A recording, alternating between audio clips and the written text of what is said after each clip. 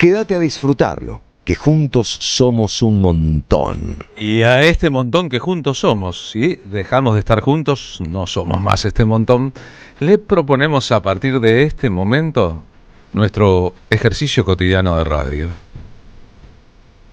De 14 a 16, de lunes a viernes, aquí en la M530, Somos Radio, la radio de Madres de Plaza de Mayo, tenemos un plan que proponerles. ¿Qué tal si imaginamos un programa de radio como un viaje? Eve Bonafini solía decir que al final del asunto la radio funciona en el teatro de la mente. Y nosotros pensamos que como programas de radio hay muchos, podemos incurrir en una novedad posible. Convertir un programa de radio en una experiencia, que sea algo así como un viaje. Si fuera un viaje, nosotros les proponemos este avión, un Mirage, ajustarnos todos los cinturones en el país del perpetuo ajuste y pensar que por 2 horas viajando no es que pongamos distancia con el centro de la escena, sino que la miraremos desde otro punto de vista. A veces todo depende según el punto de vista con que se miren las cosas. Así que si están dispuestas, si están dispuestos, si están dispuestes, nosotros le damos inicio a la experiencia. María Glesser, ¿cómo le va? Muy buenas tardes. Buenas tardes, Carlos Polimeni, ¿cómo andás? Hola a la audiencia, hola al equipo, ¿cómo andan? ¿Todo bien? Todo en orden aquí en casa, menos el orden, casi todo está en orden. Así es. En el país del desorden, o más o menos así. Empezamos por este lado, el programa. Si no hubiera pasado lo que pasó hace 15 años, hoy Néstor Kirchner hubiera cumplido 75.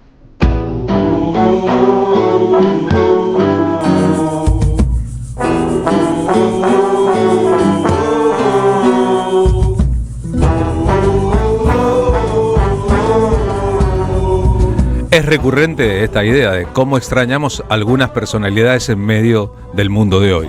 Todo era ruina, la casa en llamas, dolor penal, nido de cacerolas rotas. Los nombres de los que no se quedaron callados ante los poderes, los y las insumisas, vuelven a nuestra memoria como un ejemplo de lo posible. Contra los vientos dentro y afuera, pero como además de la era de la crueldad, estamos en un momento de tibios, sobre todo en el campo de lo nacional y popular.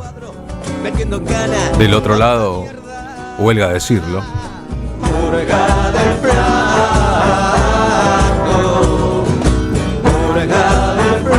Diego Maradona, Eve Bonafini, Néstor Kirchner son personalidades que una y otra vez vuelven a nosotros como un ejemplo de que no vale, en tiempos de drama y de crisis, ser funcionales a los que ejercen el poder. Como otro 17 llegó la gente con emoción. Hoy nos legó el orgullo de hacer. Muchas veces los años iniciales del kirchnerismo, esos que van desde 2003 a 2007, antes el kirchnerismo no existía. Nos dejó con Cristina, más justa y libre será Argentina. Y los 8 posteriores con Cristina Fernández de Kirchner de presidente de la Nación vuelven a nosotros como en cámara lenta.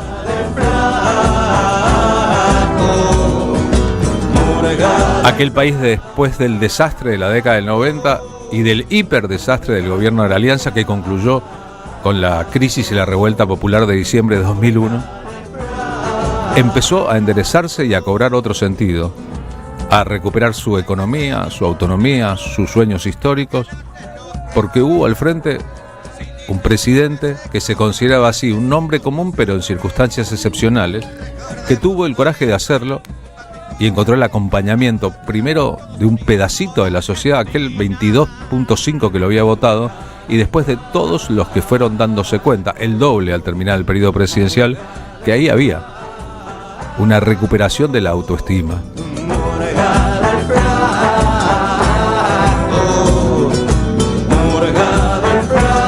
Y todos sabemos que eso fue porque había un plan de gobierno. Y porque ese plan de gobierno estaba dispuesto a volver a algunas de las fuentes del peronismo de los 40 y 50, pero ayornando una parte importante de la práctica política. Lo dijo de entrada, cuando un 1 de marzo al iniciarse una asamblea legislativa, este 1 de marzo habrá asamblea legislativa, o el 25 de mayo cuando asumió, Néstor Kirchner propuso a esta sociedad un sueño que no era un sueño individual, sino el sueño de sus colectivos. Llegamos sin rencores, pero con memoria. Memoria no solo de los errores y horrores del otro, sino también es memoria sobre nuestras propias equivocaciones.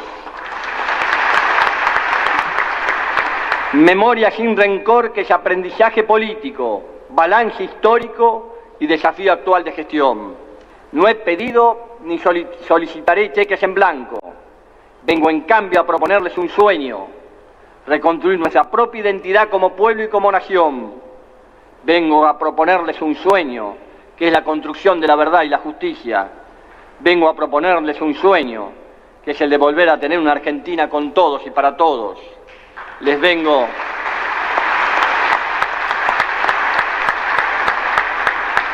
a proponer que recordemos los sueños de nuestros patriotas fundadores y de nuestros abuelos inmigrantes y de pioneros, de nuestra generación que puso todo y dejó todo, pensando en un país de iguales.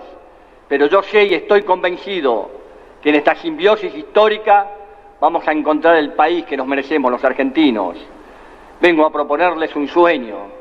Quiero una Argentina unida, quiero una Argentina normal, quiero que seamos un país serio, pero además quiero un país más justo.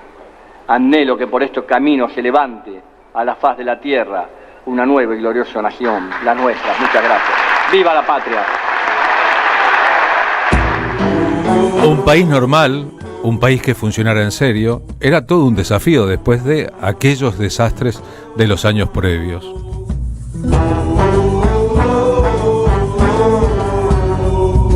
Claro que después hubo un efecto aluvional de muchísima gente, incluyendo muchos dirigentes que fueron entendiendo que con ese liderazgo y esa búsqueda ganábamos todos. O mejor dicho, ganaba gran parte de la sociedad. Hubo una parte que se sintió perjudicada por un Estado presente, por un gobierno que le prestó atención a las mayorías, que lentamente empezó a generar una oposición que se convirtió luego en feroz. Y que por si fuera poco, tras las defecciones en algunos gobiernos, sumó otros elementos de la ultraderecha histórica argentina para llegar al poder de la mano del presidente Javier Milei. No podemos disrelacionar la feroz reacción de la derecha y hoy la ultraderecha ante el campo de lo nacional y popular con todos los avances que se logró en los 3 periodos de gobierno de Néstor y Cristina. Pero toda su rabia que a todos ganas nos devolvió, se lo llevó temprano. Porque además había una idea completamente diferente a la que hoy se ejerce desde el poder político en la Argentina. Hoy se paga la deuda con el hambre de la gente. Néstor Kirchner no estaba dispuesto a pagar deuda externa con el hambre de su pueblo y lo decía de este modo en público. No se puede recurrir al ajuste ni incrementar el endeudamiento. No se puede volver a pagar deuda a costa del hambre y la exclusión de los argentinos, generando más pobreza y aumentando la conflictividad social. La inviabilidad de ese viejo modelo puede ser advertida hasta por los propios acreedores, que tienen que entender que solo podrán cobrar si a la Argentina le va bien. Puede pensarse esa etapa de la historia argentina al conjuro de muchas cosas que pasaron en América Latina a partir del final del siglo. Es posible que ese gobierno, que fue un gobierno que extendió lazos de solidaridad con toda América Latina y que además tuvo relaciones diplomáticas no verticales con el imperio como había acontecido antes y está ocurriendo ahora, sino que miró el mundo como un campo horizontal donde extender las relaciones con Asia, África y Europa era también una obligación. Por eso es que en el norte se enojaron tanto con un presidente como Kirchner. Por eso es que en otros lugares su prestigio fue enorme. El kirchnerismo tal vez es un fenómeno que no hubiese existido como existió de no haber mediado Hugo Chávez en Venezuela, de no haber mediado Lula da Silva en Brasil. Y este trío de presidentes diferentes que expresaban matices muy poco comparables entre sí, pero tenían las mismas convicciones. Se lo llevó temprano y un pueblo hervido. Auspiciaron una era en que el Frente Amplio en Uruguay, el socialismo en Chile, Evo Morales en Bolivia, Rafael Correa en Ecuador, y así seguirían. Los presidentes y presidentas distintas vistieron de otro color este continente, causando además una brutal reacción del imperio y las derechas locales. Justa y libre será Argentina, luchando sin tristeza. Néstor venía de la Patagonia profunda, era el gobernador de Santa Cruz. Fue la tercera opción presidencial del presidente Duhalde a la hora de elegir su sucesión. Si fuera por Duhalde, primero Carlos Alberto Reutemann, segundo de la Sota, y como los dos dijeron que no, porque creían que era inganable la elección del 2003, la ganaría Carlos Saúl I de Anillaco, ¿recuerdan? Fue a por Néstor Kirchner casi como un descarte, y Néstor Kirchner, mirando sus números, mirando las estadísticas, cuadernos, papeles, etcétera, dijo: yo tengo posibilidades de entrar en el balotaje, y si entro en el balotaje tengo posibilidades de ganar. La maldad política de Carlos Menem al no presentarse en la segunda vuelta en el balotaje convirtió a Néstor Kirchner en el presidente que llegó a la Casa Rosada con menor cantidad de votos. Pero eso, que en principio era un obstáculo grande para gobernar, terminó revertido con su gobierno. 46% de votos en la siguiente elección en 2007, 54% en la tercera, en 2011, después de su muerte en 2010. Y Kirchner sorprendió sobre todo a aquellos que lo veían como parte de la tradición de un peronismo que había acordado con Menem, que tenía turbios asuntos que resolver respecto al pasado, que había apoyado las privatizaciones, que se las había arreglado para sobrevivir y que venía a proponer un sueño nuevo. Así lo expresaba en su momento Eve Bonafini. Era un hombre con mucha valentía, Néstor Kirchner. Y a mí me sorprendió porque nosotros siempre hicimos una mala propaganda de él. Como no lo conocíamos, decíamos que Duhalde, Menem y él eran la misma mierda. Toda la propaganda que le hacíamos. Y cuando él ganó, inmediatamente nos dimos cuenta que no era así. Y le pedimos una entrevista y frente a los medios dijimos que nos habíamos equivocado, que le pedíamos perdón, que nos dábamos cuenta que él no era igual y que teníamos muchas esperanzas y que le pedíamos perdón por lo que habíamos hecho. Nosotros sentimos que la lucha de nuestros hijos ya había sido vengada, ¿no? Porque un tipo como él, que era un hijo nuestro, que era de la misma época, con la misma lucha, era presidente.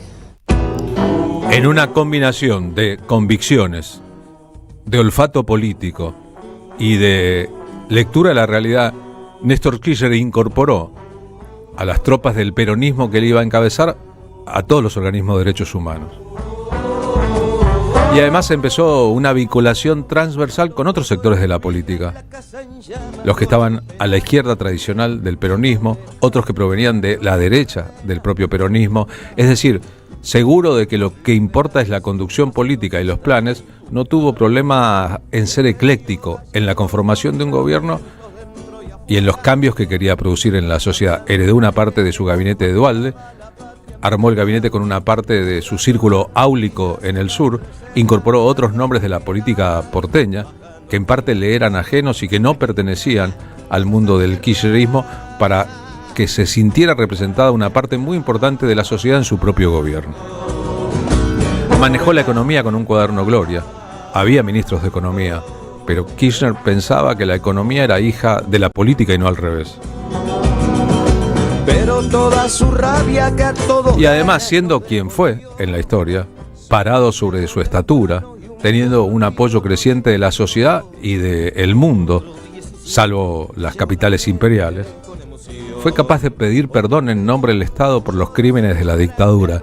He ahí un momento esencial del desarrollo de la relación de el círculo de poder del kirchnerismo con el resto de la sociedad. Un presidente que tiene la humildad y al mismo tiempo el coraje, no siendo responsables de los crímenes de Estado, de inaugurar una nueva etapa pidiendo perdón a las víctimas del terrorismo. No lo había hecho nadie. Cuando Néstor Kirchner bajó el cuadro de Videla, ordenó al comandante en jefe de las Fuerzas Armadas, era él, al jefe del ejército, bajar los cuadros. Le recordó a la sociedad que eso no había acontecido antes, pese a que la democracia llevaba ya mucho tiempo. Eran más de 20 años de democracia y a nadie parecía importarle eso. Ese detalle era en realidad un gesto simbólico importante, el discurso aquel de vengo a pedir perdón. Como presidente de la nación argentina, vengo a pedir perdón del Estado Nacional por la vergüenza de haber callado durante 20 años de democracia de tantas atrocidades. Y hablemos claro, no es rencor ni odio lo que nos guía y me guía, es justicia y lucha contra la impunidad. Y a los que hicieron este hecho tenebroso y macabro de tantos campos de concentración como fue la ESMA, tienen un solo nombre: son asesinos repudiados por el pueblo argentino. Este coraje de enfrentar el pasado con sus poderes y sus cargas resulta completamente inolvidable para la democracia en la Argentina. Después de la saga de timoratos, de los portadores del doble discurso, de los campeones de la interna, recordar la figura de Néstor Kirchner, flamígero con los poderosos y abrazando a los necesitados, da un montón de lecciones para el campo de lo nacional y popular y también para los que quieran ver objetivamente la realidad argentina. Esta es la murga del flaco de Ariel Prat. Quisiéramos que la tristeza que le generó a aquel que lo apreciaba y a la mayoría de la sociedad su temprana partida por un accidente el 27 de octubre de 2010 no invadiera siempre el recuerdo de Kirchner y que pudiéramos también estar agradecidos del tiempo que nos tocó compartir con su gobierno y con su figura pública. Aquel que le cedió la candidatura presidencial a la por entonces primera dama, la senadora Cristina Fernández de Kirchner, pensando que ella era un cuadro político que tal vez podía gobernar mejor que él mismo cuando todos los números le daban a él altísimos para una reelección. Nos dejó con Cristina, más justa y libre será Argentina, luchando sin... Y que con mucho humor dijo que a partir de entonces él se convertiría en primer damo de la nación y que en todo caso fundaría un club de lectura y se quedaría a analizar cosas, como diciendo nadie es tan imprescindible y hay otros que pueden hacer tan bien como yo la tarea que ya hice. El plan era 16 años de gobierno. Su muerte en el 2010 terminó con una parte de ese plan. Un día lo invitaron a la Feria del Libro. La Comisión Nacional de Bibliotecas Populares estaba presentando allí un ejemplar que reunía poemas escritos en prisión por detenidos desaparecidos. En el auto que lo llevaba de la Casa Rosada a la Feria del Libro, Néstor Kirchner hojeó el libro y se detuvo en un poema de un chico llamado Joaquín Arreta, un militante político montonero correntino, muerto después de su detención, que había generado una pequeña y valiente obra poética. Eligió intuitivamente leer ese poema de todos los posibles al participar de la presentación de un libro.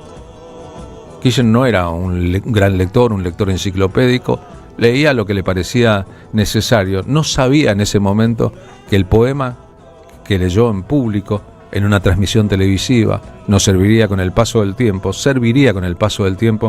para evocar su carismática figura. Quisiera que me recuerden sin llorar ni lamentarme. Quisieran que me recuerden por haber hecho caminos, por haber marcado un rumbo, porque emocioné su alma, porque se sintieron queridos, protegidos y ayudados, porque interpreté sus ansias, porque canalicé su amor. La murga del flaco, Ariel Prat, nos escribe en este momento, está en París escuchando la radio. Su mensaje dice: gente variada como mi hermano Jorge, escucha el editorial, escucha mi tema del flaco, mientras yo en París, en casa de Laura Franchi, con emoción, escucho la radio. Abrazo fuerte, nos dice, volvamos a poner nerviosos a Clarín. De un subsuelo que volvió para quedarse acá, para quedarse. Será verdad que te fuiste con... Otro homenaje a Néstor Kirchner en formato de murga. Nunca menos una de las ideas que le legó a la posteridad aquel periodo de gobierno. Vas a volver, tu miedo de gloria. Pocos meses después de su partida, en una entrevista para el rodaje de una película documental, la mamá de Néstor, Ofelia, recordó que había nacido su hijo el mismo día que el general don José de San Martín y que ya de chiquitito, era un dato que no se sabía, cuando iba a la escuela primaria, él decía: yo quiero ser presidente de la nación, mamá. Y que sus padres, mirándolo con cariño, le decían: bueno, gobernador, no, yo quiero ser presidente. Lo logró de una manera completamente sorpresiva y vaya si honró el honor de ser elegido como tal. Hoy cubren las paredes que no pueden derrumbar los que sin mi sol están perdidos. Será verdad. Es imposible no relacionar la potencia de la reacción tanto del imperio como de la derecha argentina y el sistema hegemónico de medios, que son parte central de esa relación, sin lo que se hizo.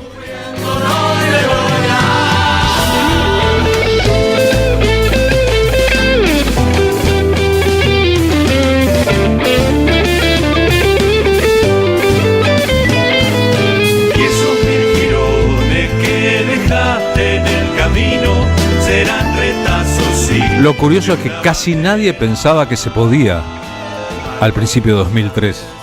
Incluso gente que después estuvo muy metida adentro de la lógica pensaba: un tipo que dice estas cosas no las va a poder hacer una vez que gobierne. Y sin embargo hubo una sociedad que en ese momento sintió que era representada y que había estado completamente subrepresentada. Y se acabó la era de los pequeños. Por eso es que a la hora de pensar, hoy hubiera tenido 75, ¿qué diría? ¿Cómo estaría? ¿Qué habría pasado si él no hubiera partido? No hay otro remedio que pensar que lo extrañamos. Y que no es un asunto de personalismos.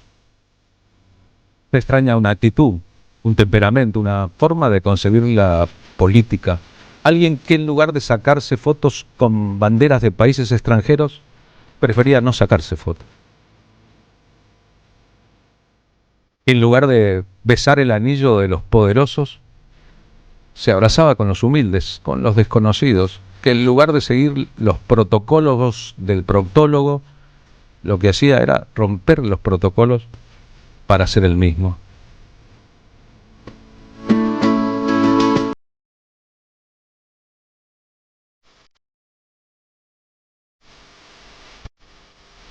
Así que más adelante en el programa recordaremos que un día como hoy, hace 247 años, el 25 de febrero de 1778, nacía el general don José de San Martín.